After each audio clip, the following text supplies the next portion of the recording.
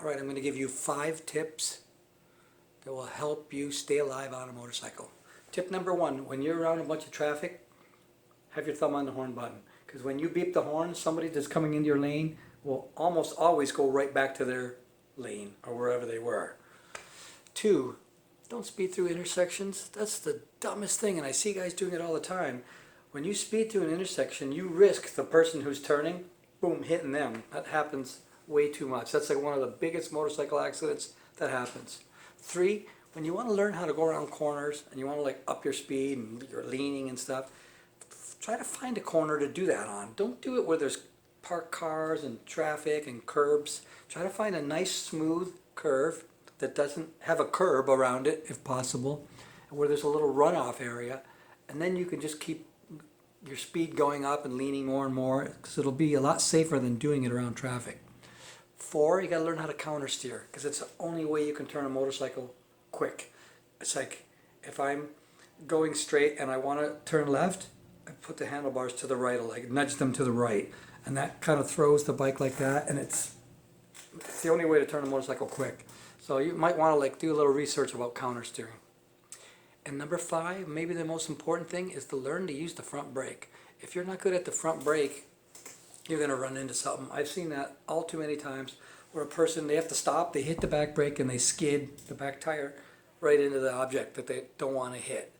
On modern, well, not only modern motorcycles, but in the 80s, I was doing stoppies, which is taking the back tire off the ground. That means you're using maximum braking, you know. So my secret weapon back in the 80s and into the 90s was a Metzler ME33, because the tread pattern was like in a V, all these smaller blocks in a V, and that tire would howl and kind of grind when you were like really on the brakes, and the tire was just going a little bit slower than like the back tire, just going, it's just starting to drag a little bit, and you could feel that and hear it, and you knew where you were with the front tire, you know. Okay, so I've got one more tip. Number 6 is, if you want to learn to go slow, what you need to do, this is how you go super slow on a motorcycle.